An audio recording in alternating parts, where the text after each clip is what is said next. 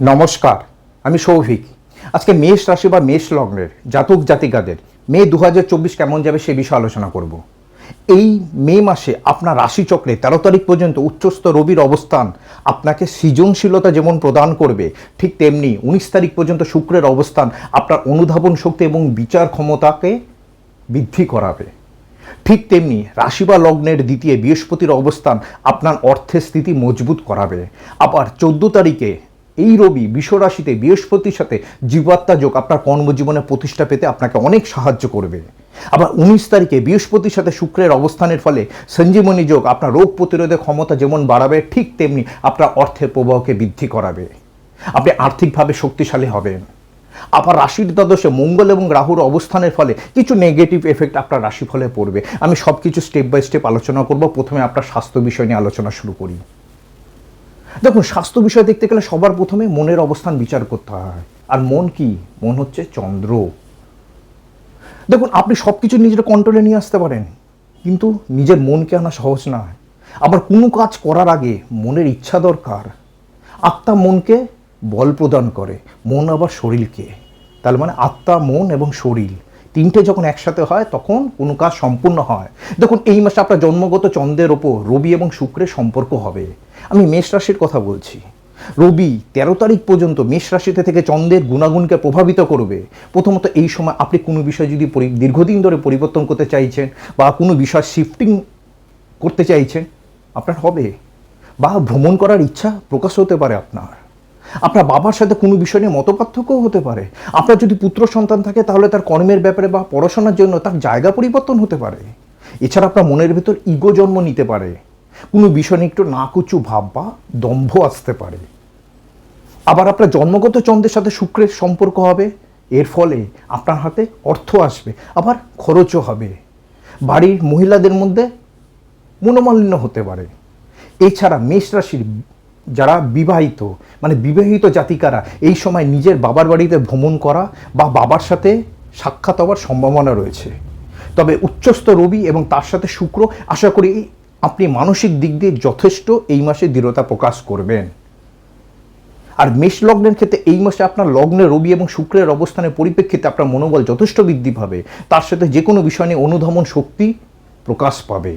এটা হলো চন্দ্রের বিষয়ে ফলাফল। আবার দেখুন, রবি 13 তারিখ পর্যন্ত উচ্চস্থ, তারপরে 14 তারিখ থেকে রাশির দ্বিতীয় বিশ্বরাশিতে বৃহস্পতির সাথে যোগ করবে। অর্থাৎ রবির পজিশন এই মাসে কিন্তু যথেষ্ট ভালো। রবি মানে কি? আত্মা, অর্থাৎ আপনার আত্মার অবস্থান যথেষ্ট ভালো। কোনো না কোনোভাবে আপনি যদি মানসিক দিক দিয়ে দুর্বল হন বা দুর্বল হলেও, যেহেতু রবির অবস্থান শক্তিশালী হওয়ার জন্য মানসিকভাবে রবি আপনাকে শক্ত সামর্থ্য করবে। চন্দ্র ছাড়াও মনের দিক বিচার করতে গেলে চতুর্থ ঘরে দেখতে হয়। চতুর্থ ঘর কর্কট রাশি। এই কর্কট রাশিতে মঙ্গল এবং রাহুর দৃষ্টি আছে। আর কোনো গ্রহের কিন্তু অবস্থান নেই। মঙ্গল এবং রাহুর সম্পর্কও আছে। দৃষ্টি বলাটা ভুল হবে, সম্পর্ক আছে, পঞ্চম সম্পর্ক আছে। কোনো বিষয় নিয়ে তীব্র আকাঙ্ক্ষা বা অস্থিরতা আসতে পারে। এবার আপনার ষষ্ঠ ঘরের বিষয়ে আলোচনা করব। আপনার ষষ্ঠ ঘর হলো কন্যা রাশি। কন্যাতে কেতু অবস্থান করছে। কেতু কন্যাতে থাকলে একটু শরীরের দিকে যত্ন নিতে হয়। কেতু কি করে? শরীরের ভিতরে পুরাতন রোগগুলি বার করে উপযুক্ত চিকিৎসার মাধ্যমে আরোগ্য লাভ করায়। তবে কেতু কন্যাতে অবস্থান করছে, আর কন্যা রাশি লটকে বুধ 13 তারিখ পর্যন্ত নিচস্থ থাকবে মীন রাশিতে। তাই 13 তারিখ পর্যন্ত 10 তারিখ পর্যন্ত নিচস্থ থাকবে। তাই 10 তারিখ পর্যন্ত শারীরিকভাবে আপনাকে যত্ন নিতে হবে। তারপর বুধ আপনার রাশিতে প্রবেশ করবে, রবির সাথে 13 তারিখ পর্যন্ত থাকবে, ঠিক না? রবির সাথে কি করবে? বুধাদিত্য যোগ করবে। হ্যাঁ, সারা মাস জুড়ে মেষ রাশিতে থাকবে। আশা করি 10 তারিখের পর স্বাস্থ্য সম্পর্কে ভালো ফল আশা করা যায়। আবার বুধের সাথে আপনার জন্মগত চন্দ্রের সাক্ষাতের ফলে এই সময় আপনার মধ্যে আবেগের পরিমাণ প্রচণ্ড বাড়তে পারে। তবে আপনার রাশি এবং লগ্ন লট মঙ্গল সারা মাস জুড়ে আপনার রাশির দ্বাদশে অবস্থান করবে রাহুর সাথে। এই ব্যাপারে আমি পরে ব্যাখ্যা করব। তবে যাদের ব্যক্তিগত জন্মচক্রে বৃহস্পতি, রাহু এবং মঙ্গলের কম্বিনেশন আছে বা একসাথে অবস্থান আছে, তারা এই মাসে রাস্তাঘাটে চলাফেরা করার সময় একটু সচেতন হবেন। এছাড়া আপনার রাশির ষষ্ঠে মঙ্গলের দৃষ্টি থাকার দরুন আপনি অসুস্থ হলেও সুস্থ হয়ে যাবে। এবার আপনার অর্থনৈতিক বিষয় নিয়ে আলোচনা করব। আপনার অর্থনৈতিক বিষয় দেখতে গেলে সবচেয়ে গুরুত্ব যে গ্রহকে দিতে হয় সেটা হলো শুক্র গ্রহকে। এই মাসে কিন্তু শুক্রের অবস্থান খুব ভালো। শুক্র ছাড়াও দ্বিতীয় এবং একাদশ ঘর বিচার্য। দেখুন শুক্র মাসের প্রথম দিন থেকে 19 তারিখ পর্যন্ত আপনার রাশিতে থাকবে, তারপর 19 তারিখের পর বৃষতে যাবে, দ্বিতীয় ঘরে। এটা কিন্তু খুব ভালো সংযোগ। দ্বিতীয় ঘরে শুক্র যখন অবস্থান করে তখন আর্থিক বৃদ্ধি হয়, আর শুক্র তো আপনার রাশিচক্রে নিজেই দ্বিতীয় লর্ড, তাই না? দ্বিতীয় লর্ড দ্বিতীয় ঘরে, তাহলে তো কথাই নেই। দেখুন আপনার দ্বিতীয় ঘরে বৃহস্পতি মাসের প্রথম দিন থেকে অবস্থান করবে। বৃহস্পতি অর্থের ক্ষেত্রে দারুণ ভূমিকা পালন করে। দেখুন দ্বিতীয় ঘর নির্দেশ করে আপনি কতটা পরিমাণ অর্থ সঞ্চয় করতে পারবেন, আর রোজগার কতটা হবে বা কোথা থেকে হবে। বৃহস্পতি আপনার অর্থের ক্ষেত্রকে মজবুত করবে। বৃহস্পতির আবার আপনার নবম এবং দশম লর্ড, সেহেতু যারা শহর থেকে দূরে কোথাও কাজ করছেন বা যারা বাবার ব্যবসার সাথে জড়িত বা পারিবারিক ব্যবসার সাথে জড়িত বা যারা এডুকেশন সেক্টরের সাথে জড়িত, অ্যাডমিনিস্ট্রেশন সেক্টরের সাথে জড়িত, তাদের কর্মক্ষেত্রে আর্থিক বৃদ্ধি বেশ শক্তিশালী হতে যাচ্ছে। আবার যারা বিদেশে আছেন বা যে কোনো প্রকার বিদেশি বস্তু বা বিদেশি সংস্থার সাথে জড়িত বা ইনভেস্টমেন্ট বিষয়ের সাথে জড়িত, তাদেরও আর্থিক ক্ষেত্রে সফলতা বেশি হবে। সবার হবে, এদের আবার একটু বেশি হবে। এছাড়া রবি আপনার রাশির দ্বিতীয় 14 তারিখের পর প্রবেশ করবে।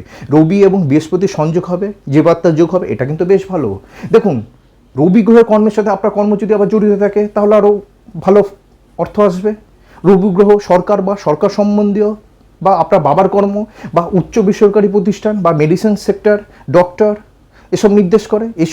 এইসব বিষয়ে যদি আপনার কর্ম জড়িত থাকে, আর্থিক সফলতা আরও বেশি আসবে, আর্থিকভাবে আপনি আরও মজবুত হবেন। আবার রবি গ্রহের একটা কিন্তু নেগেটিভ দিক আছে। রবি গ্রহ কিন্তু অর্থ সঞ্চয় হতে দেয় না। তবে শুধু রবি থাকলে চিন্তার বিষয় ছিল, কিন্তু যেহেতু রবির সাথে বৃহস্পতি আছে, সঞ্চয় কিছুটা হলেও করতে পারবেন। আর সবচেয়ে বড় চমক হলো 19 তারিখের পর শুক্র আপনার রাশির দ্বিতীয় প্রবেশ করবে। দেখুন গোচরে শুক্র যখন দ্বিতীয়ভাবে আছে তখন কিন্তু অর্থ প্রদান করে। তারপর 19 তারিখের পর আপনার আর্থিক ক্ষেত্রে আরও বেশি মজবুত হবে। তাছাড়া শুক্র আপনার সপ্তম লর্ড, অর্থাৎ ব্যবসায়ীদের অর্থ প্রাপ্তি হবে, অর্থাৎ আপনার হাতে অর্থ আসবে। দেখুন এই মাসে সবার হাতে অর্থ আসবে। আর আমি যে যে বিষয়গুলো উল্লেখ করলাম, ওই বিষয়গুলোর সাথে আপনার কর্ম যদি জড়িত থাকে, তাহলে তাদের আর্থিক ক্ষেত্রটি আরও বেশি মজবুত হবে। এবার আপনার একাদশ ঘরের দিকে নজর দিই। আপনার একাদশ ঘর হলো কুম্ভ রাশি। কুম্ভতে শনি বসে আছে। শনি একাদশ লর্ড একাদশে, ঠিক একাদশে শনি খুব ভালো ফল দেয়, উপার্জন বাড়বে, তার সাথে একাধিক উপায় আপনার উপার্জন বৃদ্ধি করাবে। তবে রাশির দ্বাদশে মঙ্গল ও রাহু সারা মাস জুড়ে অবস্থান করবে, তাই খরচের দিকটা কিন্তু আপনাকে মাথায় রাখতে হবে, সচেতন থাকবেন। অর্থাৎ এই মাসে আপনার অর্থভাগ্য খুব ভালো। এবার আপনার কর্মজীবন দিয়ে আলোচনা করব। দেখুন কর্মজীবন দেখতে গেলে সবার প্রথমে যে গ্রহটির দিকে ফোকাস করতে হবে সেটা হলো শনি গ্রহ। এই শনি কিন্তু বর্তমানে রাশিচক্রে ভালো অবস্থানে রয়েছে। রাশির একাদশে ফুল মুডে, কুম্ভ রাশি মূল ত্রিকোণ রাশি শনির। এই শনি আপনার একাদশ ঘরে অবস্থান করে আপনার রাশি বা লগ্নকে অ্যাক্টিভ করছে। দেখুন শনির অবস্থান ভালো হেতু ভালো ফল আসবে। দেখুন একটা ব্যাপার কি জানেন, যে কোনো বিষয় আলোচনা করতে গেলে অনেকগুলো টেকনিক ব্যবহার করতে হয়। শনির অবস্থানজনিত ফলাফল একটা টেকনিক, আরেকটা টেকনিক হলো নবতারা চক্র অনুযায়ী শনি নক্ষত্রের অবস্থানগত ফলাফল। আর এবার সেই বিষয়ে আলোচনা করি। মেষ রাশি বা মেষ লগ্ন 3টে নক্ষত্র দিয়ে তৈরি, অশ্বিনী, ভরণী, কৃত্তিকা। শনি বর্তমানে পূর্ব ভাদ্রপদ নক্ষত্রে অবস্থান করছে, বৃহস্পতি নক্ষত্রে। অশ্বিনী নক্ষত্রে যেসব জাতক জাতিকাদের জন্ম বা লগ্ন নক্ষত্র পূর্ব ভাদ্রপদ নক্ষত্র নবতারা চক্রের মধ্যে নৈধন তারা নির্দেশ করছে। এটি কিন্তু ভালো তারা নয়। নৈধন বদ তারাকে নির্দেশ করে। নৈধন মানে বদ তারা, মানে বদ মানে কি, মরে যাওয়া না, কার্মিক প্রতিবন্ধকতা, কর্মক্ষেত্রে বাধা আসে। দেখুন এই ক্ষেত্রে দেখা যায় এই সময় নিজের তৈরি করা ভুলভ্রান্তির জন্য কর্মক্ষেত্রে প্রতিবন্ধকতা সৃষ্টি হয়। এবার ভরণী নক্ষত্রে যাদের জন্ম তাদের বিষয়ে বলি। তাদের ক্ষেত্রে পূর্ব ভাদ্রপদ নক্ষত্র নবতারা চক্রের মধ্যে সাধনা তারায় পড়ছে। এই সাধনা তারা মানে কি, সাধনা মানে চরম প্রাপ্তি, ফাইনাল ডেস্টিনেশন, অর্থাৎ যে কোনো কাজে শেষ পরিণতি হলো সফলতা। এটা সাধনা তারা নির্দেশ করে, অর্থাৎ কর্মক্ষেত্রে সঠিক জায়গায় আপনি পৌঁছাতে পারবেন। এবার কৃত্তিকা নক্ষত্রে যাদের জন্ম তাদের ক্ষেত্রে পূর্ব ভাদ্রপদ নক্ষত্র নবতারা চক্র অনুযায়ী প্রত্যারী তারায় পড়ছে। এটা কিন্তু খুব একটা ভালো তারা নয়। প্রত্যারী মানে কি, আপনার সত্য আপনার মতো পাওয়ারফুল। দেখুন শনি আপনার কর্মকারক, ফলস্বরূপ এই সময় আপনাকে আপনার কর্মক্ষেত্রে প্রতিদ্বন্দ্বী যারা আছে তাদের থেকে সতর্ক থাকতে হবে। ক্লিয়ার? দেখুন আরও অনেক টেকনিক আছে আরও সূক্ষ্ম বিচার করার জন্য। ওকে, এবার আপনার দশম ঘরের বিষয়ে আলোচনা করব। আপনার দশম ঘর হলো মকর রাশি। মকর রাশিতে কোনো গ্রহের অবস্থান নেই, কিন্তু মকর রাশিতে দেবগুরু বৃহস্পতির দৃষ্টি আছে, নবম দৃষ্টি। আপনার দশম ঘর এখন অ্যাক্টিভ আছে, কর্মক্ষেত্রে নতুন পরিবর্তন বা দীর্ঘদিন ধরে যারা কর্মের সন্ধানে ছিলেন তাদের কিন্তু কর্মপ্রাপ্তি হবে। আবার আপনার কর্মের ক্ষেত্রে পদোন্নতি বা প্রসার বৃদ্ধি হতে পারে। তার সাথে দশম লর্ড শনির অবস্থান কিন্তু বর্তমানে ভালো রয়েছে, তাই না? এই সময়টা কিন্তু অবহেলা করবেন না, মন দিয়ে কর্ম করুন, ফলাফল আপনি পাবেন। বৃহস্পতির দৃষ্টি কিন্তু আপনার দশমে পড়ছে। এবার চাকরিজীবী এবং ব্যবসায়ীদের বিষয়ে আলোচনা করি। আপনার ষষ্ঠ ঘর হলো কন্যা রাশি, কেতু অবস্থান করছে। একটা চাকরি ছেড়ে অন্য চাকরির সন্ধান করা বা চাকরির ক্ষেত্রে একটু চাপ বৃদ্ধি হতে পারে। তবে কন্যা রাশির লর্ড বুধ মাসের 10 তারিখ পর্যন্ত নিচস্থ থাকবে। 10 তারিখের পর থেকে বুধের অবস্থান ঠিকঠাক হবে, চাকরির ক্ষেত্রটা ঠিকঠাক হবে। 10 তারিখের পর বুধের অবস্থান ভালো হবে। আশা করি চাকরিজীবীরা 10 তারিখের পর সুফল বেশি পাবেন। তবে এই মাসে আপনার অর্থভাগ্য ভালো, তাই কর্মক্ষেত্রে আপনার পরিশ্রম মারফত অর্থপ্রাপ্তির ইঙ্গিত দিচ্ছে। ওকে, এবার আপনার সপ্তম ঘরের বিষয়ে আলোচনা করব। আপনার সপ্তম ঘর হলো তুলা রাশি, কোনো ঘরে অবস্থান নেই। তুলা রাশিটা শুক্র মাসে 19 তারিখ পর্যন্ত নিজের ঘরে দৃষ্টি দেবে, এটা অতি উত্তম।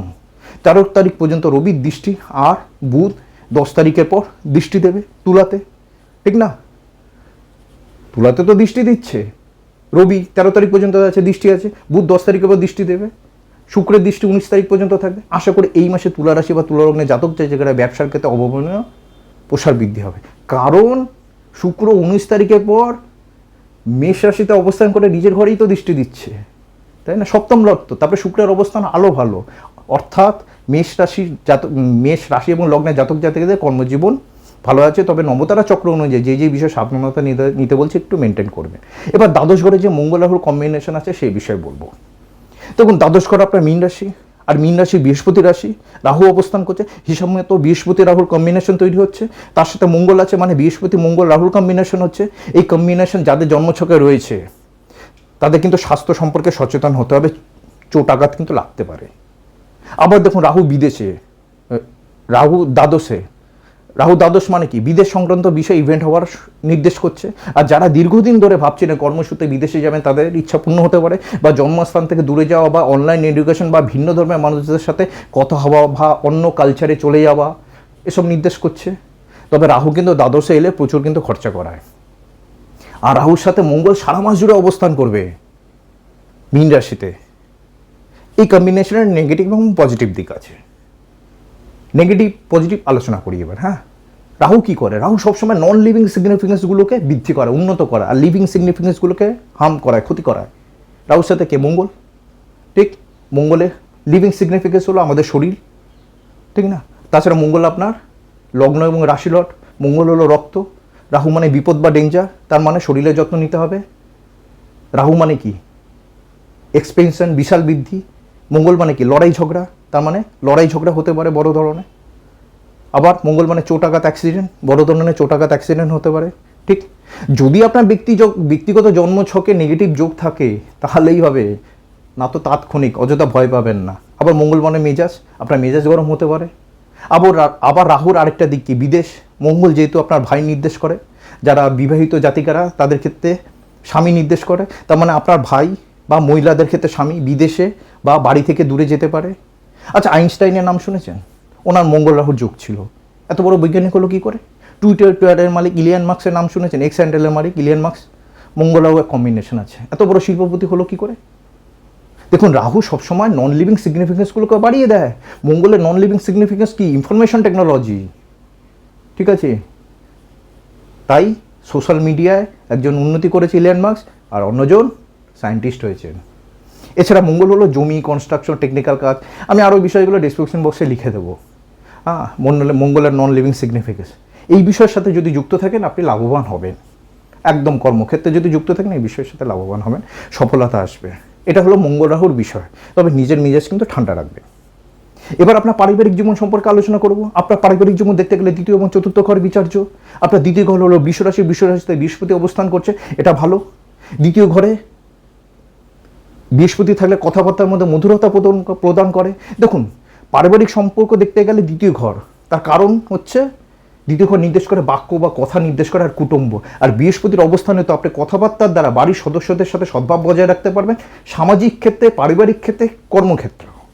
আর রবি কিন্তু 14 তারিখে প্রবেশ করবে, আর 19 তারিখে শুক্র প্রবেশ করবে। দেখুন, রবি যখন প্রবেশ করবে, রবি কী করে? সেকেন্ড হাউসে গেলে মানুষের কথাবার্তার দিক দিয়ে স্ট্রেট ফরওয়ার্ড করায়, মুখের ওপর কথা বলে দেয়, এটা কিন্তু খারাপ। মেনটেন করবে। আর শুক্র কথাবার্তার মধ্যে ভাঁজ নিয়ে আসে, রোম্যান্টিকতা নিয়ে আসে, এটা আবার পজিটিভ। আশা করি আপনার দ্বিতীয় ঘর আপনার ভালো সাপোর্ট করবে। এবার আমরা চতুর্থ ঘরের বিষয়ে আলোচনা করি। আপনার চতুর্থ ঘর হল কর্কট রাশি। কর্কট রাশিতে রাহু ছাড়া অন্য কোনো গ্রহের দৃষ্টি নেই, কিন্তু মঙ্গলের সঙ্গে একটা সম্পর্ক আছে। একটু বেশি কিছু চাওয়া পাওয়া মনের ভেতরে জন্ম নিতে পারে, তাই বেশি মাত্রা সুখের আশা করতে গিয়ে অস্থিরতা বাড়বে। অর্থাৎ পারিবারিক জীবন নিয়ে আলোচনা করে এটা বোঝা গেল এই মে মাসে গৃহসুখ আপনার বজায় থাকবে, মা বাবার স্বাস্থ্য ভালো থাকবে, তবে কোনো কিছু নিয়ে একটু আবেগ বাড়তে পারে, মনের চাহিদাগুলো একটু বৃদ্ধি হতে পারে। ক্লিয়ার? এবার প্রেম ও বিবাহিত সম্পর্ক নিয়ে আলোচনা করি। আপনার প্রেমের ঘর সিংহ রাশি। বর্তমানে শনির দৃষ্টি আছে, সিংহ রাশি অ্যাক্টিভ। সিংহ রাশি লটকে রবির অবস্থান যথেষ্ট বলে এই মাসে আপনার ভালোবাসার মানুষের সাথে সম্পর্ক ঠিকমতো বজায় থাকবে। এবার বিবাহিত জীবন নিয়ে আলোচনা করব। আপনার সপ্তম ঘর হলো তুলা রাশি। তুলা রাশির রবি, বুধ এবং শুক্রের দৃষ্টি আছে। বিবাহিত জীবন ভালো থাকবে, বিবাহিত জীবনের রসায়ন বজায় থাকবে। এছাড়া এই মাসে অষ্টম ঘরে ডাবল ট্রানজিট চলছে। অষ্টম ঘর কি? আপনার শ্বশুর বাড়ি।